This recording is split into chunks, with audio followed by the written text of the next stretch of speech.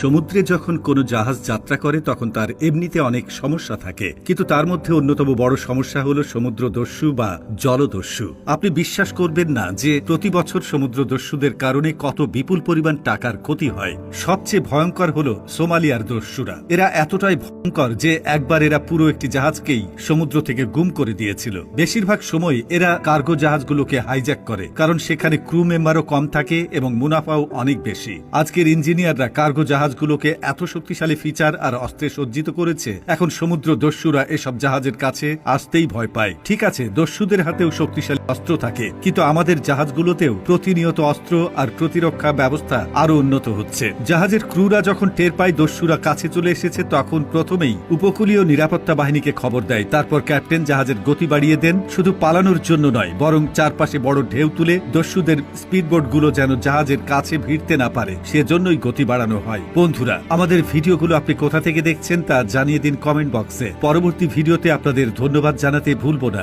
এরপর ক্যাপ্টেন দস্যুদের সময় নষ্ট করার নানা কৌশল ব্যবহার করেন। প্রথমে আসে ওয়াটার ক্যানন। প্রায় সব আধুনিক জাহাজেই এই জিনিস আছে। একসঙ্গে সব ক্যানন চালু হলে ভয়ঙ্কর দৃশ্য হয়। পানির চাপ এত বেশি, অনেক সময় দস্যুদের নৌকা উল্টে যায়। ভেতরে বসে একজন অপারেটর জয়স্টিক দিয়ে এগুলো চালায়। ওয়াটার ক্যাননেও যদি দস্যুরা আটকানো না যায়, তখন আসে স্টিল তারের ফাঁদ। দুই পাশে শক্ত স্টিলের ফ্রেমে লাগানো থাকে। দস্যুরা কাছে এলে এই তারগুলো সমুদ্রে ফেলে দেওয়া হয়। দস্যুদের স্পিডবোটের নিচের প্রোপেলারের তারে জড়িয়ে যায়। তারা যতক্ষণ নৌকা ছাড়াতে ব্যস্ত ততক্ষণ সময় চলে যায়, ক্রুদের জন্য সময় পাওয়া যায়। এরপর আছে লং রেঞ্জ অ্যাকুস্টিক ডিভাইস। এই যন্ত্রটা এমন এক ধরনের শব্দ তরঙ্গ ছড়ায়, শুনলেই মানুষ পালাতে বাধ্য হয়। শব্দটা এত তীব্র সহ্যই করা যায় না। 5 কিলোমিটার পর্যন্ত আওতায় কাজ করে। শুধু জাহাজেই না, দাঙ্গা ঠেকাতেও এই যন্ত্র ব্যবহার হয়। আরো আছে বৈদ্যুতিক বেড়া। দস্যুদের আটকাতে আশেপাশে বৈদ্যুতিক ফেন্স বসানো হয়। এতে কেউ মারা যায় না ঠিকই, কিন্তু স্পর্শ করলেই বিদ্যুতের ঝটকা খেতে হয়। সুইচ দিয়ে এটি নিয়ন্ত্রণ করা যায়। দস্যুরা না থাকলে বন্ধ রাখা হয়। একটা ঘটনা বলি, 2009 সালে আমেরিকার এক কার্গো জাহাজে দস্যুরা হানা দেয়। তারা ক্যাপ্টেনকে বন্দী করে। শিপিং কোম্পানির কাছে $2 বিলিয়ন